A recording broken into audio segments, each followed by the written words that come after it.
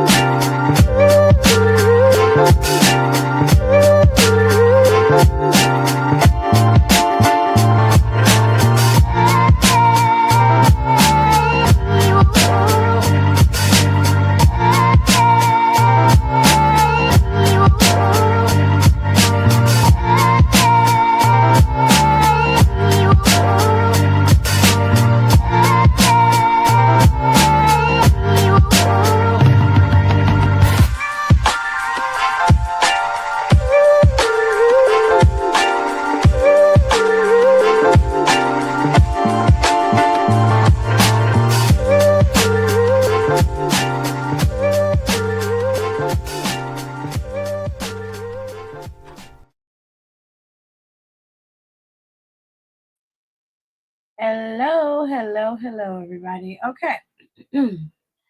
Make sure I say hi. Hello, Eli. Hello, B. Jeffers, Kayla, Tanya, Nika, Louie, and Jay. Hello, how are you guys doing? I'm going to make this very short and sweet because SmackDown was very specific in how it handled its show this week. They weren't trying to give you a lot of storyline, but they gave you enough to kind of push the needle forward for Backlash and where we could be headed going into Money in the Bank. I'll explain momentarily. Okay. All right.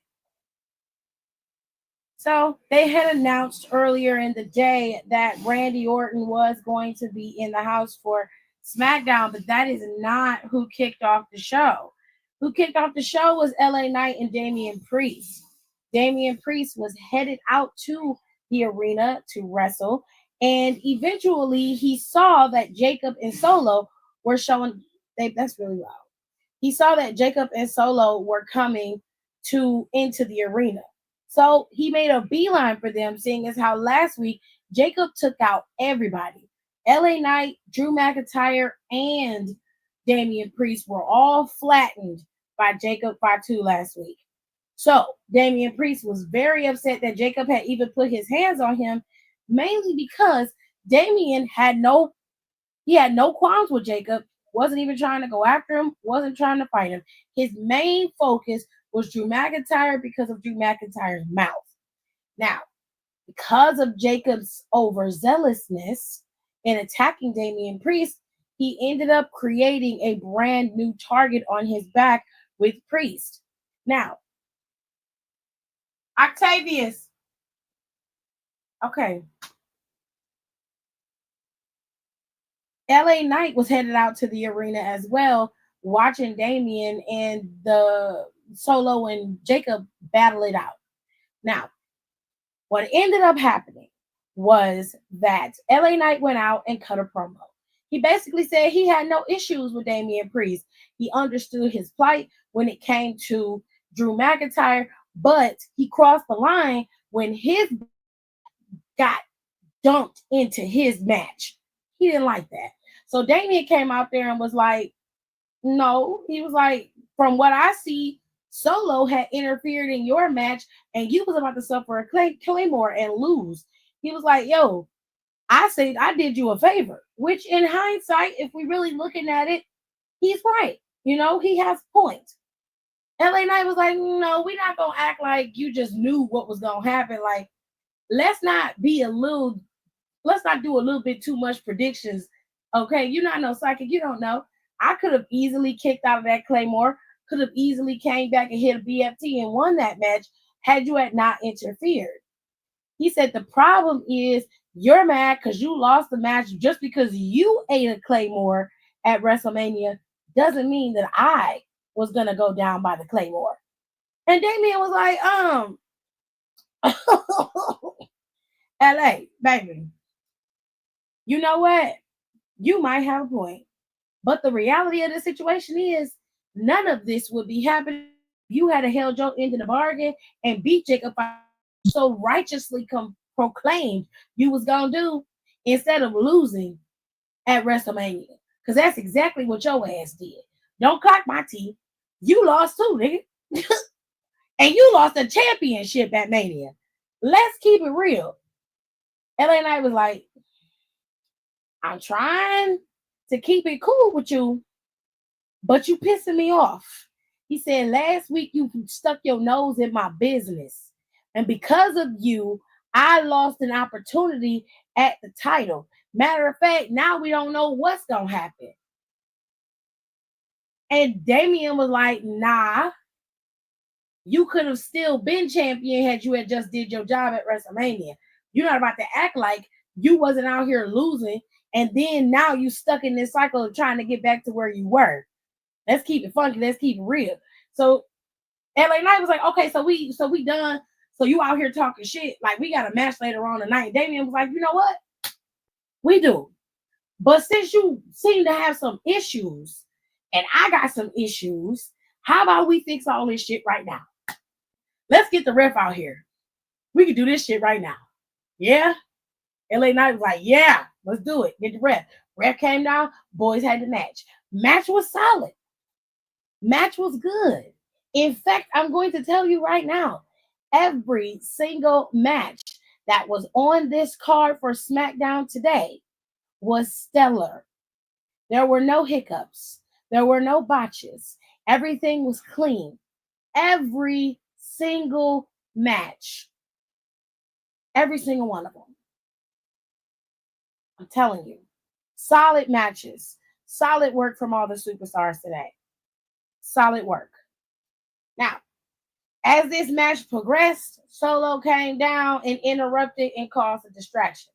And that is when Jacob came down as well to save Solo because Solo was about to get taken out. Now, when they got in the back later on in the show, Solo went to Nick and was like, you need to give the number one contendership to Drew McIntyre.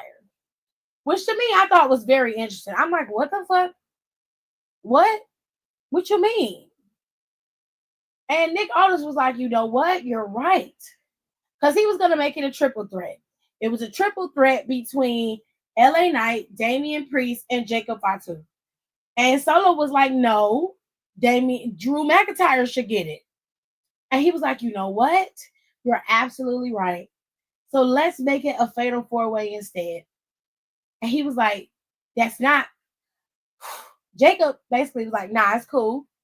He was like, I ain't scared of nothing. I'm all gas. I'm all go. So if that's what you want to do, let's do it. He was like, let's do it. Because I'm going to blow through every one of them. I'm going to dog walk their ass. Every single one of them. And you know what? I believe him. I believe him 1,000%. Okay? So he walked away. And Solo was like, I see what you're trying to do. You trying to sabotage him, Nick. And Nick was like, nah, Solo, nah.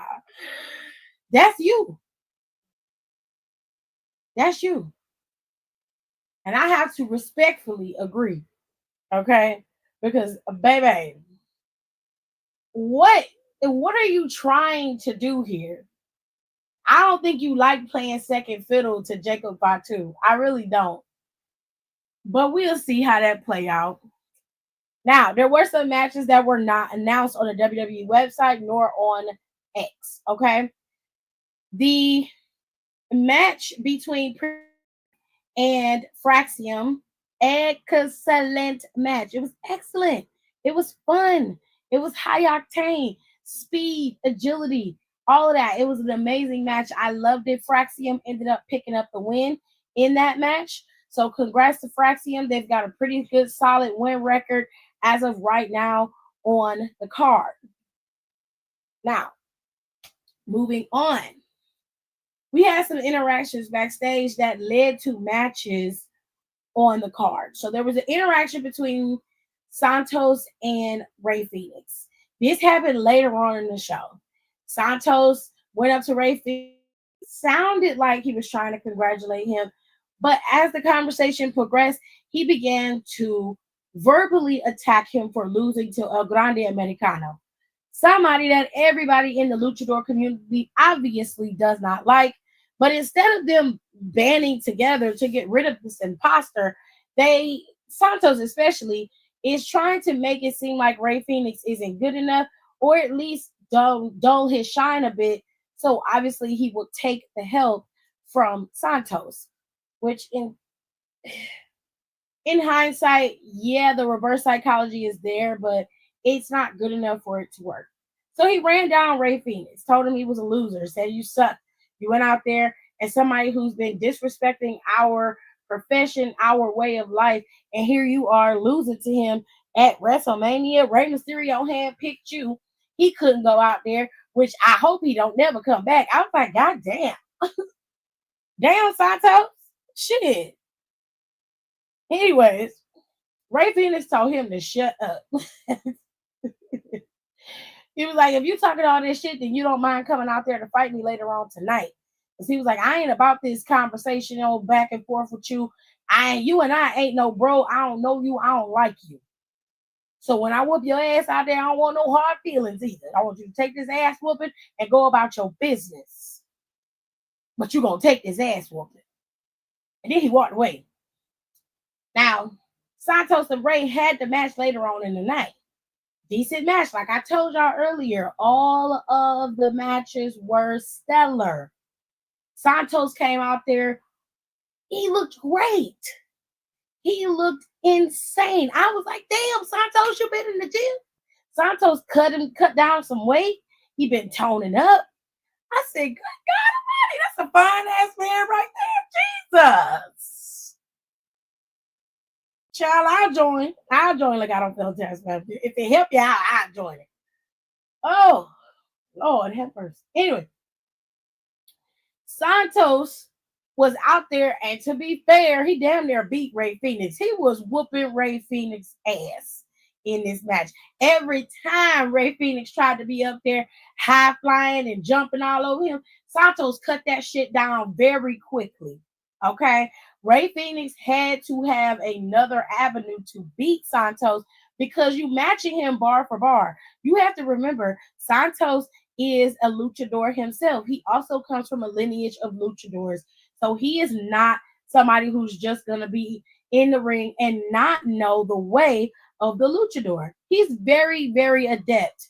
And he made that very clear tonight in his match with Ray Phoenix. Now, Ray Phoenix was able to get the drop on Santos and pick up the W. He did beat him. But, baby, that was a hard win for Ray Phoenix. You hear me? He whooped his ass today. He definitely whooped his ass today. Okay. It was crazy. Okay, we got Ariana. You know what, Ariana? My name on Xbox is Ariana. My name on Xbox is Ariana, and my name on PlayStation 5 is Ariana. That is my gamer tag. Child. And here you come in here with this name, and you spell it cute. Your mama spelled your name real cute. I like your name. Her name was gonna be Ariana. I was gonna have to fight with my husband on that one, but that was gonna be her name. Okay. I will get to y'all questions in just a second. Give me a minute as I tell y'all the stories of SmackDown, okay? Now, I'm not going to be able to, I'm just going to go around to the things that I remember. If I forget something, just put the comment in the comment section and I'll go back to it. Now, Randy Orton cut a promo. It was pretty long. It was about 15 minutes or so, give or take. Essentially, all he did was run down John Cena and say that John Cena has been a liar for 20 years. John Cena has always been this way. Y'all are just now, he's just not letting you see it. He took full advantage of the PG era, and now he's being his real true self. And I was like, sure, I believe you. But John Cena was not there this week when they were in Des Moines, Iowa. But he is scheduled to be in next week at SmackDown. So he is scheduled to be there. I'm gonna be honest with you, babe. The lineage of their feud is more so of something that I think a lot of y'all who weren't a part of that era didn't get to see it, so you don't understand the significance of this one last bout between these two high rivals. Like if Edge was still there, they probably would have Cena going up against Edge in his final tour as well, because Edge was one of his greatest formidable opponents, as was Randy Orton. Like Randy and John really had a storied past. The bouts that they had were just insane. The way that they fought each other, like it was really something to see, if that makes sense. And I low key miss the WWE network because you could go on to certain PLEs and pick out the matches that you wanted to watch, the certain scenes you could watch. They had it set up by scene, which I love the WWE network for that, because I didn't have to sit through an entire freaking pay-per-view that I didn't want to watch. I could just watch what I wanted to see, you know? So I recommend that if you get the opportunity, go to YouTube, type in YouTube Randy Orton versus John Cena, and see what comes up. I'm sure somebody has uploaded countless matches. You can also go over to Peacock and watch some of the OG stuff over there that they have uploaded. But that's more of what I'm interested in, is the OG rivals. And then this I'm not, because I know that the match isn't going to be what I want it to be, and I'm just not interested. And it's not for me to be interested. I fully understand that it's not for me to be interested. So I have completely checked out. Completely checked out of this. I'm just like, oh, okay. Whatever makes y'all happy, whatever y'all do, it is fine by me. Okay.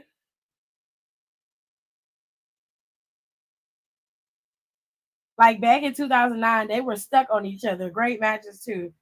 Yeah. Orton and versus Cena was almost every other pay-per-view back in the day. Fair enough. Randy always had one up on Cena when it came to a title match. Not always. John Cena has beaten Randy Orton just about as many times as Randy Orton has beaten John Cena. They were really going back and forth. It's very neck and neck between the two of them. But essentially, what he said was that he didn't like the fact that John Cena brought up his family, and that he alluded to erasing his legacy and taking away everything that his father and his father's father built.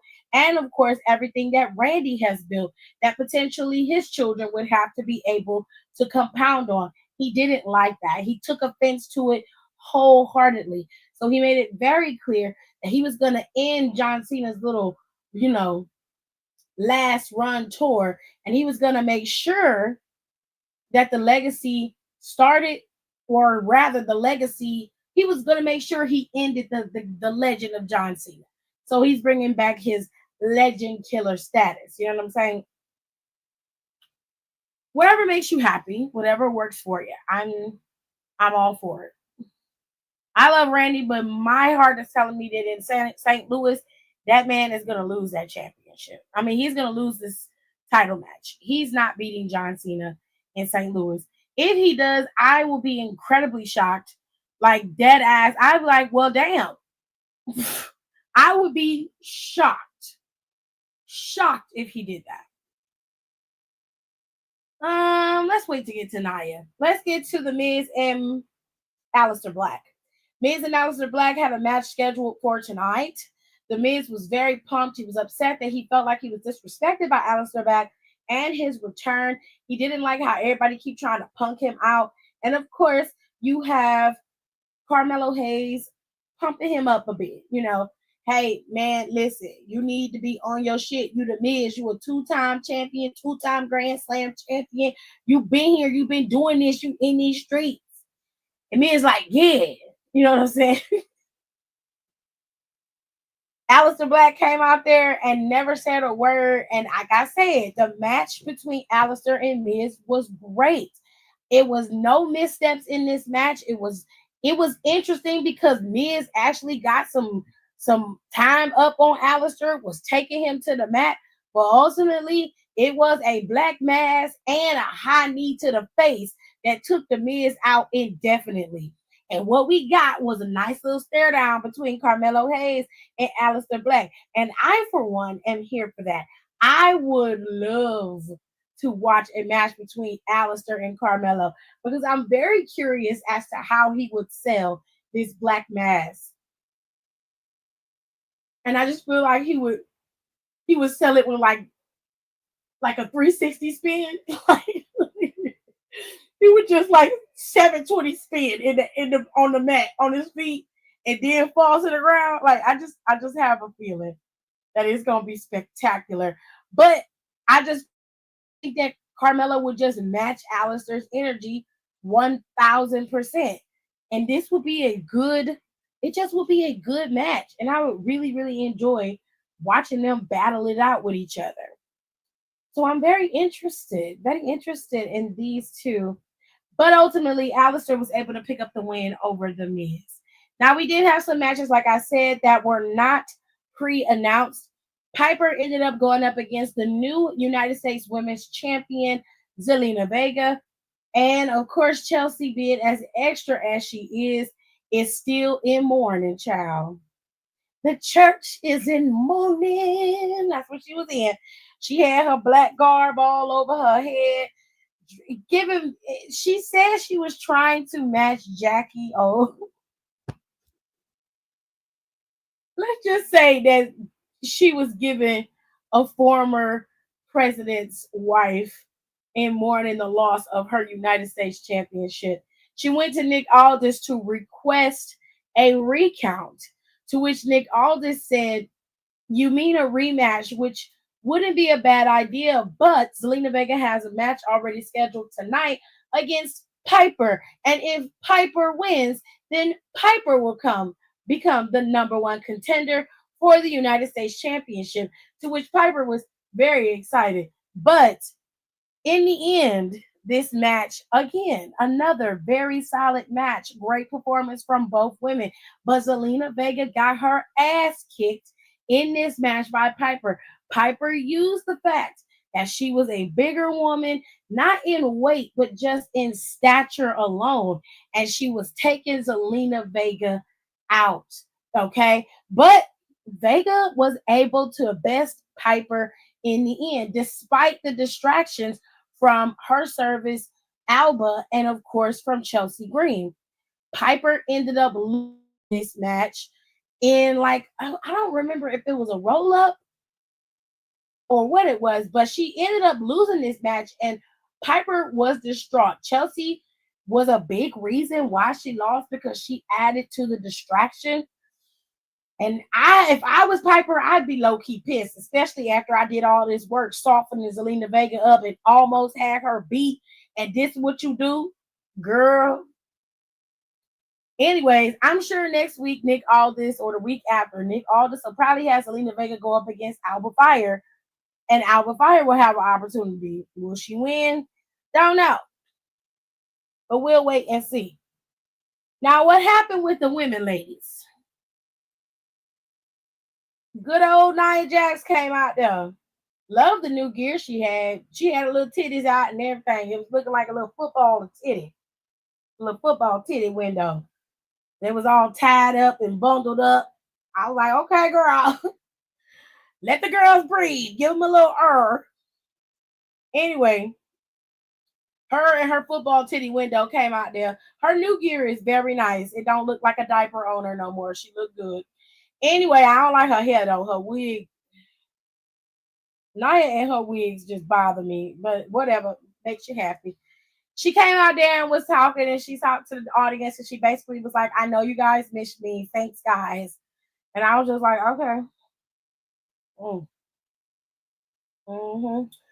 Any whoosies, before she could really get into what she wanted to say, essentially before Tiffany came out there, she basically was like, I was at home, I was revamping and refocusing on what belongs to me, which is that women's championship. And then Tiffany's music hit. So Tiffany came out there and was lying like, Nia, let me guess. You're gonna annihilate me and take away my championship. Okay. She said, well, while you was at home, I was here defending my title and taking on one of the greatest champions in WWE history and beating her. And I was like, okay. Not to mention she knocked out your tooth and you tried to act like she didn't, but she did. She bust your shit. And not only that, but she whooped your ass that whole match. You won though, but you got your ass whooped. Anyway, and she was like, just like I beat Charlotte, I'm gonna beat you. And I was like, well, are you offering a rematch to me? She was like, no. I'm not the one who makes the matches. That's Nick's job. But she said, I ain't never been one to run away from a fight. So if you want a rematch, I'll take you on anytime, anywhere, and I'll still beat you. That's when Naomi came out there. And Naomi was like, both you bitches is on some other shit. Because she said, I distinctly remember when I was coming out here week after week after week, wrestling Nia Jax and almost had the bitch beat. Tiffany, it was you that was helping her beat me. But now all of a sudden, you want to act like you a stand-up chick, like you are just gonna do everything the right way. She was like, well, you know what? I'm tired of being nice. And it's no more. She said, you haven't changed much. She was like, there's no change. She said, you've changed? No, honey, I've changed. She said, I'm no longer the sweet, nice, loving girl that everybody wants to walk all over. I was doing everything I could for Bianca. And after she left me high and dry and Jay was using her, I took matters into my own hands. I took out Jay and I took the championship that was so rightfully mine. And I'm going to do the same thing with you. And I was like, ooh. I don't know about y'all, but I didn't hear nothing but facts from Naomi. I didn't. I was just like, well, she didn't lie. It wasn't like Tiffany wasn't helping Nia keep the damn championship. She definitely did on 4 different occasions. Okay? That's facts. Now, as she got done talking, Jade music hit. Jade didn't have a microphone. Jade came out there and went straight after Naomi. They started fighting, child. They got Naomi out the ring. They took out Nia Jax's ass. And that's when Nick came out there and was like, okay, ladies, listen. I know y'all like fighting and shit, but we're going to have to make this a sanctioned match. You could do Tiffany and Jade versus Nia and Naomi. Now, in the back, before they had their match, Nia went to Naomi and was like, listen, whatever the fuck you got going on, I ain't got nothing to do with that. I want Tiffany and I want my rematch for that championship. So I'm going to let whatever you said earlier, I'm going to let that go. I'm going to give you a little free pass. Okay? Just stay out of my way and let me have Tiffany. And Naomi didn't say nothing. Naomi was just like, sure. And walked her ass away. Nia Jax was sitting there stuck, honey. Couldn't say nothing. I was like, what? The bitch who always got something to say didn't have nothing to say? Shocker. Now, when it came to Tiffany and Jade was back there and Byron came up to him and was like, hey, both of y'all got 2 bitches y'all don't like. How y'all gonna band and y'all don't like each other? How y'all gonna band together and beat these hoes? And Tiffany was like, as long as Jade stays out of my way, I will stay out of her, and she stays on whoever she wants to do. I don't care what she do. Has nothing to do with me. She and I are only gonna be working together to get this done. That's it. That's all. And then Jay was like, you know what? As long as you stay out of my way, we will have no problems. But don't get it twisted. I'm still going after that little WWE Women's Championship of yours. And I spoke to Nick Aldis. And next week, it's going to be me versus Nia Jax for the #1 contendership for your WWE Women's Championship. So keep it tight. Keep it warm for me. Tiffany was like, okay, girl. And she was like, great. Doesn't matter who it is, because whether it's Naya or you, I'm going to beat one of you. So it doesn't matter. I'm still going to be WWE Women's Champion after all of this is over with. Toodles. And I was like, okay, girl. All right. Love that for you. So amazing. It's beautiful. Now, let's see what I missed. Because the last match of the night was Nia, Tiffany, Jade, and Naomi. Did I cover everything else? I'll let me know.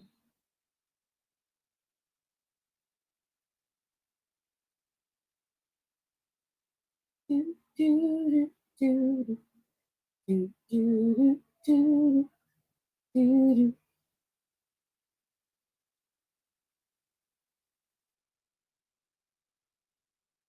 Anyways, so the last match of the night was the tag team match between Nia Jax, Jade, Tiffany, and Naomi. Again, like I told y'all before, every match on the card for SmackDown, announced in the show, was solid. It was a solid match between the teams. You think it was it? Do you think that was it? Okay, cool. They had a stellar match. The match ended with Jade being able to power bomb Naomi off of the second rope while she was trying to do her what'd you call it? The annihilator, with the nine capitalized. She was trying to do her annihilator on Jade, but Jade was able to get up and powerbomb her from the second rope. She got the pin. Now, she rolled out the ring. Tiffany Stratton came back in and held up Jade's arm because she won. She won the match for him. Congratulations. The ref brought in the belt for Tiffany and she took it, put it on her shoulder and was holding it. It was like, this looked real nice on my arms. Now, one thing she did that I thought was nasty was before the match was over, when Naomi was still in the ring, she took Naomi and licked that girl's face and then choke slammed her on the ground. Now, you was a nasty bitch for that. You're nasty. You're nasty. Anyways, after it was over, the girls got into a little tug of war over this belt. And Jade was just like, keep it warm for me because I'm coming. And that's when Naomi came back in the ring and pushed Jade in the back. And that took out Jade and Tiffany Stratton. Okay, meanwhile, Nia was still laid out. She didn't get up from her getting that power bomb. And then Naomi was standing there over Jade holding up Tiffany Stratton's title. Now, I don't know exactly how this going to work out. So, I don't know how this going to work out for Naomi and Nia and, all of them. I don't know how exactly. And Jade, I don't know how it's going to work out. But if they decide to make it a fatal four-way, I don't care. I really don't. This is a throwaway match, but I really think they should keep this match between Tiffany and Tiffany and Nia. Mainly because Nia never really got a proper rematch for her championship. She's owed that, if we're being fair. And honestly, I want to see the match between Nia and Tiffany Stratton. I really do. If they decide to put these women in Money in the Bank, though, which is what it looks like, because you have a lot of people and a lot of pieces playing. I low-key wish that Bianca was healthy, because Bianca has never been in Money in the Bank, on even in her time on this main roster, because she's always champion around that time. Very similar to Charlotte. She's either champion or chasing that title in a title match at Money in the Bank. So I'm low-key disappointed that she won't be able to participate, but I would love to see which one of these women is going to be participating in Money in the Bank this year, because it's happening. It's definitely happening. Whoever goes up against Tiffany at Backlash, Tiffany's going to retain 1,000%. I don't care who it is, but I'm curious as to who's going to win Money in the Bank. I'm very curious about that. Now, ladies and gentlemen, that was SmackDown. It was a pretty straightforward show.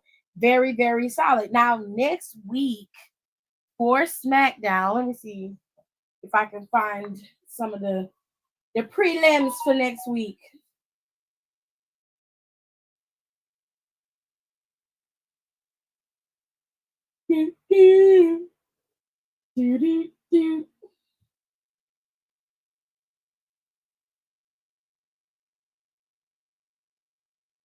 What's wrong, babe?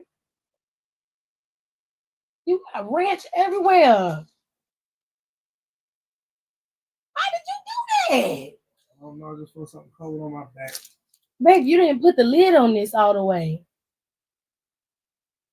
You're going to have to put this in the machine.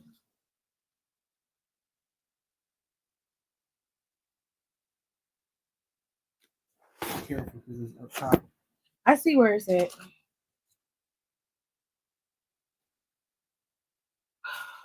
All right. So let me see if WWE put the stuff up for next week. Oh.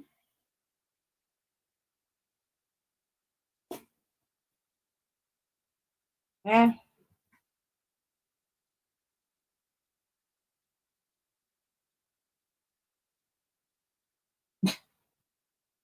Ooh. Yeah, baby. You had ranch on your back. That's nasty. That is nasty. He had ranch, a bunch of ranch on his back. Ow! Damn it.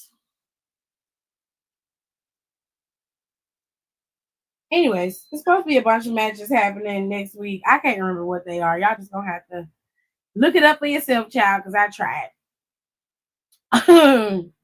I tried.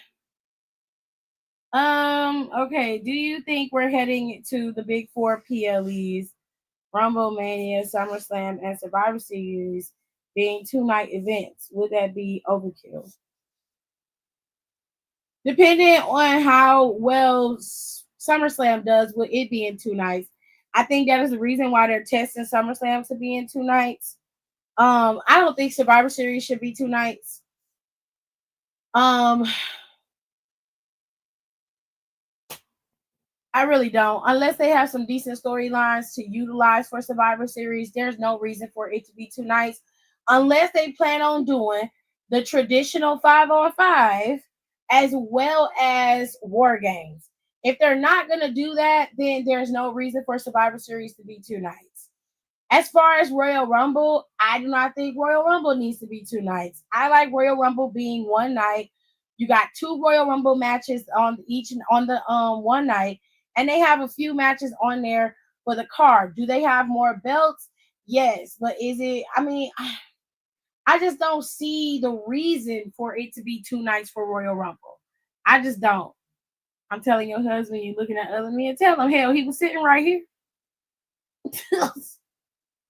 Aaliyah, no. Thank you, Aaliyah. Because who the fuck gonna check me, boo? He not gonna do nothing. He be looking at other women. I'll be looking at her with him. Like, yeah, she fine as fuck. Like, what you want me to do? Ooh, I almost went into a panic. I was driving home. The lights came on behind me. I made a random left to see if I was getting pulled over, and they went past. But woo, child. That's crazy. That's crazy. Ooh, let me stir the pot. I don't know who pot you stirring, babe. I don't know. All right. So I already got all those answers, all those questions answered. Rico said they could do a fatal 4-way at SummerSlam. I mean, they could. But by then, Money in the Bank will be chosen. And they won't have to, if we're being honest. I do think that Tiffany should get cashed in on. Turnabout is fair play, if you ask me. Cash in on that hoe. Cash in on her. Do it. All I wanna do is just dream, dream, dream, dream. Dream, dream, dream, dream. like lovers do. All right. So now we have to talk about the releases. Some of y'all are very much in your feelings, and I'm going to probably be very indifferent to this because I'm not as mad about the releases as everyone else is. I'm sorry. I'm so sick of seeing and hearing about ranch. Well, you work in a restaurant, so like you're gonna hear ranch and doing more back house stuff, and it's all people want. Ranch good. Shit, the fuck. Also found out that on average, the American consumes 60 pounds of ranch per year. I do not. 60 pounds per person per year. I do not eat that much ranch. I barely eat ranch, so no, that's not true. My grandmother is a cool 75 pounds. Me, not so much. I don't eat ranch like that. But I do love me a good sauce. But I'm not eating ranch like that. But like I said, I love a good sauce. Honey, I do love a good sauce.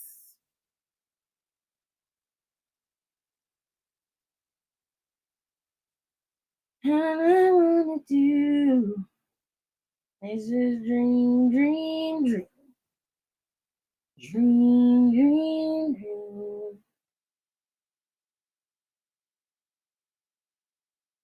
And my dream of the night.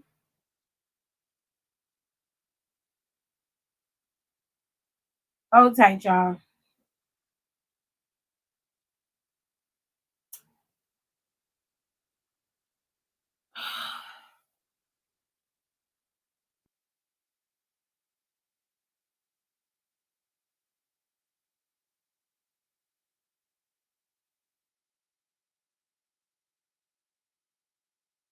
I wanna be loved. I wanna be loved.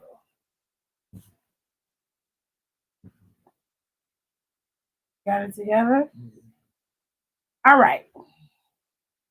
So I'm about to show y'all some of the people who got released. Kaden and Katana were released together. Eddie Thorpe was released.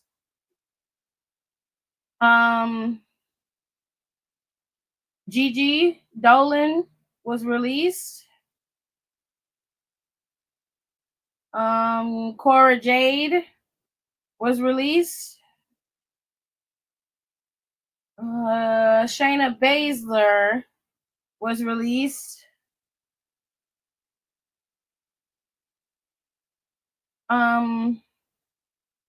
Dakota Kai was released. This is her second time being released, I believe. Second or third. Braun Strowman was released. This is his second time being released, I think. Jakar Jackson was also released. And Gallus was also released. I just saw Gallus's release on X. And finally, Oro Mensa was also released. 2 members of Metaphor was released. Noam and Lash obviously are still a part of WWE. I'm low-key only upset about Jakara, Dakota, and Gallus. Because I feel like Gallus could have been used in the tag team division on the main roster. And I feel like that Raw tag team division is lacking in the men's department 1000%. You could have true star power. And I think what Road Dogg really understands when it comes to SmackDown is that tag team division is solid. And they proved that last week when they had that beautiful tag match in that ladder TLC match that they had. It was a wonderful match. And they just proved that they are substantial and they are a draw and they are something that people want to see. Gallus could very well have been a good staple in the men's division in terms of the tag team division. So I'm kind of sad that they didn't get the opportunity to go up the way that they should have. If you guys have never seen Gallus, this is Gallus. Gallus was a former, I think, a two-time NXT Tag Team Champion. They were a multi-time NXT UK Tag Team Champion, I believe. If I'm wrong, please correct me. But they were a formidable tag team. Always the heel, always causing drama. But Gallus, they did their jobs. As far as Jakara is concerned, she never really got the chance to break out, but what she showed was potential and great promise, especially being in a tag team with Lash. I believe they should have kept them together if they planned on keeping this women's tag division as something that the women can aspire to get the tag team titles. If they want to give it some real, you know, footwork, they should really focus on these women's tag team division. And I'm kind of sad that they got rid of Jakar before she could even really get her feet wet. Dakota Kai is one that I know a lot of people are upset about. I'm upset that she got fired. I think Dakota had potential. She finally got herself healthy and was ready to roll. Dakota has been known to show that she is good at what she does. And one thing Dakota could do was tell a story and hold it down. And that was something that I think a lot of women on the roster lack, including Tiffany Stratton, who is the current champion over on SmackDown. She lacks the ability to maintain storylines that are worth watching. After a while, I promise you're going to get bored with Tiffany Stratton. I promise you that. Because the people who carry the story are the people she's going up against. She is not the person who carries the story. But that's just me. Y'all believe what y'all want. Okay? Then we have Cora Jade. Cora Jade is another one who is very much injury prone and seemed to be one of the top stars in NXT. But due to her injuries and the lack of ability to be on TV, and of course, them moving into other superstars, this cost Jade time and ultimately her spot on the NXT roster and going forward. Now, I don't think Jade is going to be gone too long. I think Cora Jade is going to do just fine for herself.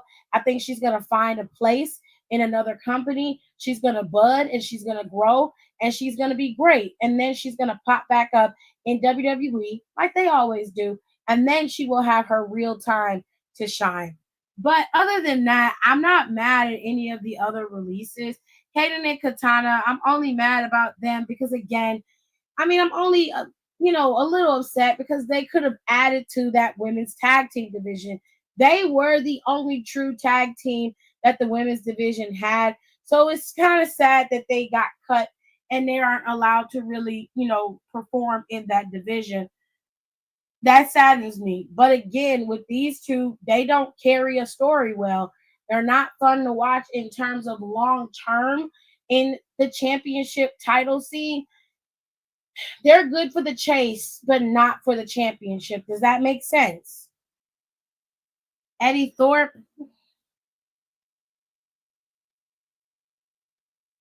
I'm sorry that he lost his job. I'm sorry that he got fired for real, but I'm not upset about it. It is what it is. Eddie will regroup if he wants to continue wrestling. He'll do what's necessary to continue doing it. He might have a way to get back in later on down the line, or he'll probably be great and successful somewhere else. I expect nothing more from them than what they've given before and what I know that they're capable of. Eddie's capable of great things. I am sad that the indigenous people representation is going to be gone from WWE because they do deserve representation and are such a marginalized part of American society and often forgotten. So I am sad about that, but he did do a good job at representing his people to the fullest, and you knew what he was and who he was every time he was on TV. So I expect nothing from Eddie other than if he continues his career in wrestling, that he does it to the fullest. And when they decide, or if they decide to say, hey, we want you to come back, make sure you get that coin when you come back. That's all. Gigi, I feel bad for her too. Another one that was injury prone and had the potential. She did have a great run in NXT with the tag team titles with JC, but ultimately in her time out, she was bypassed and other girls came along and took her spot. Shayna Baszler, I think Shayna was a victim of coming up on the roster just a little bit too soon, especially during the time of Vince's era. I know that Shayna could have probably excelled in Triple H's era, but it just is what it is, unfortunately. And Shayna's of a particular age, and I don't think Shayna cares one way or another. I think she feels like she's done everything she's wanted to do. May not have been champion on the main roster like she wanted, but Shayna has done some great things. Had amazing tenureship in NXT, great NXT heel champion.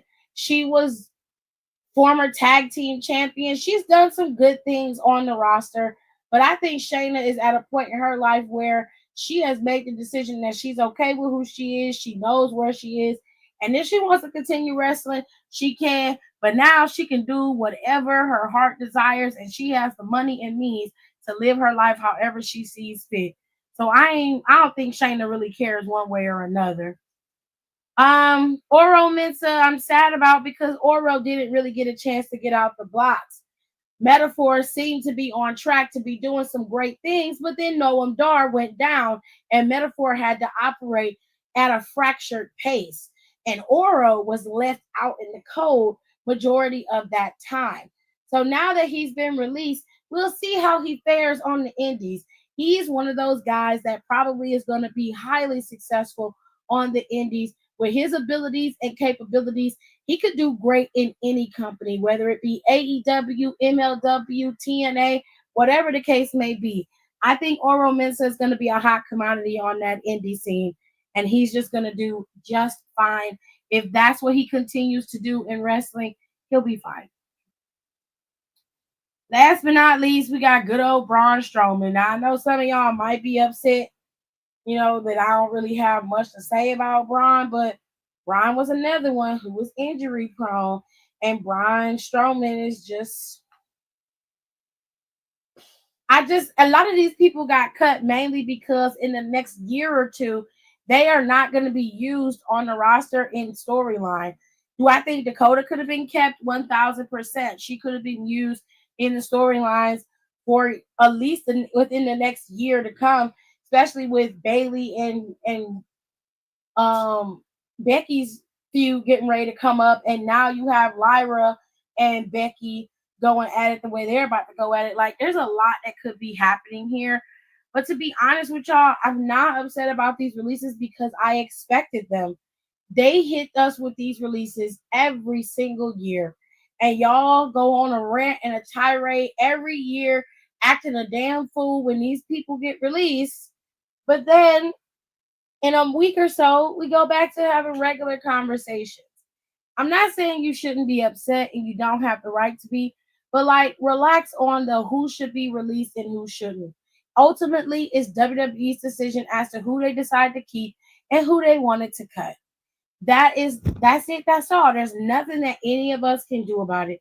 You may have a difference of opinion, but I'm going to tell you this. Wishing that someone else lose their job because you don't like them and because you don't like this person or that person is nasty work. I don't think that you should be having those types of conversations when we talk about these releases. You have to remember that these are people that we're talking about. These are human beings who have worked their lives, most of them, to get to this moment, and it's now being ripped away from them. And some of these other people that you're wishing would have had the cut have also waited their whole lives to be in these positions. So while you may believe that they don't deserve them, they did earn them. And it's not fair for you to wish that on someone else. So let's dial it back a notch and just keep it cute. You don't like the fact that these people got released? That's 1,000% okay. I'm fine with that. But let's just keep it at that. There's no reason to bring up anybody else that needed or you wanted to be released because it's unnecessary. Now, B. Jeffers also said that Javier Bernal and Riley Osborne were also released. Javier wasn't being used for years, so I'm not surprised that he got released. I'm not surprised about Riley, but Riley was a good wrestler. I would have loved to have seen Riley get a little bit more character and possibly develop. But he is with his wife. His wife was also released sometime last year. So they're together. They'll figure it out together. I'm sure they got everything worked out. With all that being said, y'all, that's it. That's all. The news is the news. Now, there was some more cuts backstage to WWE Creative. They cut a bunch of people, some people who had been there for like nearly a decade. They cut them. So there's been some changes to people in the graphics department, people in the creative department. They are cutting and trimming back in WWE. So it's interesting, but it is also heartbreaking for some of the people who are losing their livelihoods and their jobs, unfortunately. In this economy, it's a very, very tricky situation, which is why I say you should never wish that on anybody, because you don't know where your next check or meal could come from, and you don't know if you could end up losing your job. With the way this economy is set up and how things are heading, and they talking about within 2 weeks these shells are about to be bare.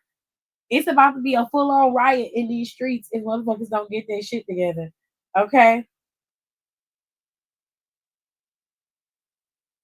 So I'm just saying, be mad about the people who got released. Focus on that. Let's not add in other people that should have been released.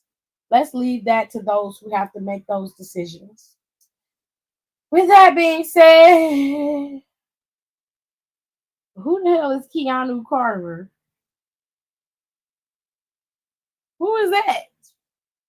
I don't know who that is. Kaden and Katana, I feel, would do good in Japan.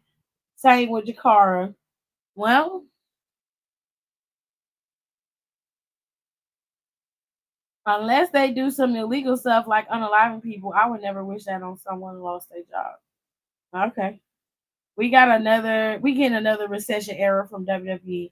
I think we need to be more concerned about the recession we're about to be in real life rather than WWE. He's on Evolve. Oh, that's why I don't know who he is, because I don't watch Evolve. Evolve comes on Tubi, ladies and gentlemen. If you cur, Evolve is on Tubi. I said, "Oh, I am worried. I'm not going to worry about something that I have no control over. I have no control over WWE in any way, shape, or form. So the only thing that I'm concerned about is my check. Where is my check? That's it. That's all. I'm not gonna be sitting up here arguing and hollering with folks. I'm not gonna do that.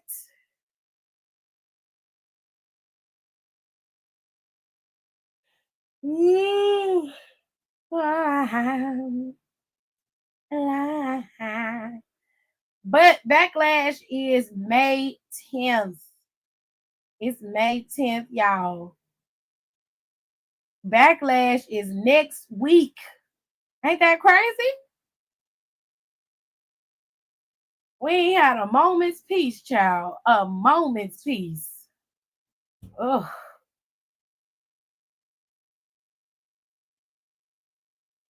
But for now, the card is booked for Backlash, and they've got 4 matches on the card. It's very heavy on the SmackDown side. But they balanced. It's 2 for 2. So we got Randy facing off against John Cena in this final bout between these two behemoths. We have a fatal 4-way that was decided tonight. Drew McIntyre, Damian Priest, LA Knight, and the current champion Jacob Fatu will all face off against each other for Jacob Fatu's United States Championship.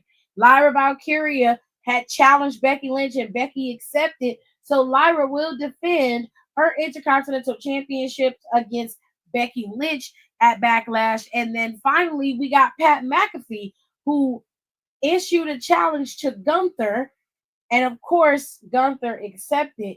Gunther will face off against Pat McAfee in a WWE sanctioned match at Backlash in Randy Orton's hometown of St. Louis. Okay.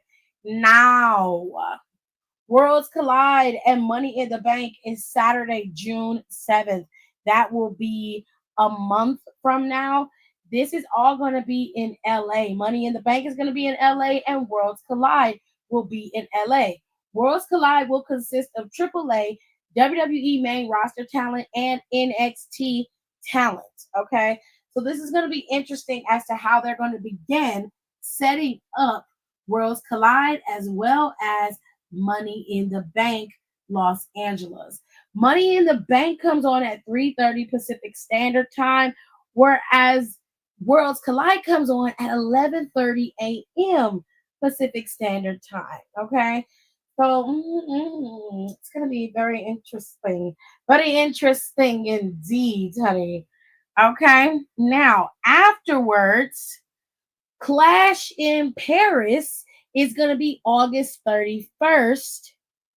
And on Monday, September 1st, is going to be Raw, which is going to emanate from Paris.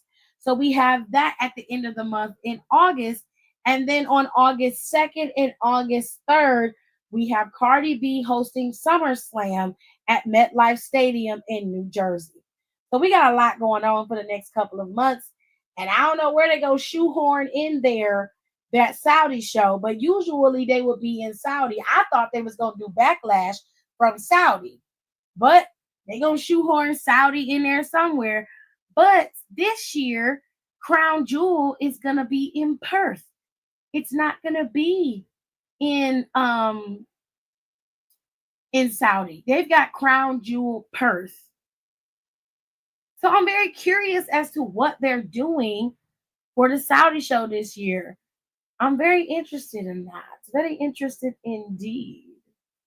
And of course, we still have some Saturday night main events that are going to pop out for the next couple of weeks. For the next couple of months, all the way out into December, there will be a Saturday night main event. So there might be a Saturday night main event in July, because there's no announcement for a PLE in July. And that more than likely will be what they do for the Saudi show in July. So we might get that. And then we have 2 PLEs in August, SummerSlam, and we have Clash in Paris in August. Y'all, we got a lot going on. Okay? We ain't getting no break. It's all gas. As Jacob would say, it's all gas. But I understand some of y'all are very upset about these cuts, and I understand. But at the same time, y'all have to understand that it is business. And unfortunately, sometimes people get caught up in the business. And they are the ones who end up suffering in the end. But it is not the fact that you got fired that defines you. It's how you bounce back. And if I know how some of these people are, they're not going to just sit there and lay down and wallow in pity. They're going to pick themselves up and they're going to keep it moving. And that's what I highly suggest that all of you do. Follow them on their socials to support them if they decide to go to another promotion. Support them at their promotions. Support is how you give back to the people who have entertained you over the years. Instead of sitting on social media, bitching and wallowing and having an attitude, actively work to getting your favorites what they need in terms of support. Buy their merchandise. I'm sure on WWE Shop, their merchandise is still up there. Buy it. Support them. Give them your help. That's what you do as a fan. It's a thank you for entertaining me for all these years and how I got your back as a fan. That's it. That's all. I will see you guys next Monday after Monday Night Raw. I appreciate y'all and I love y'all. And I'll see you next time. Thanks for tuning in. Don't forget to rate, comment, and subscribe for more wrestling content. Check out our merch and consider becoming a member for exclusive perks, special emojis, and members-only content.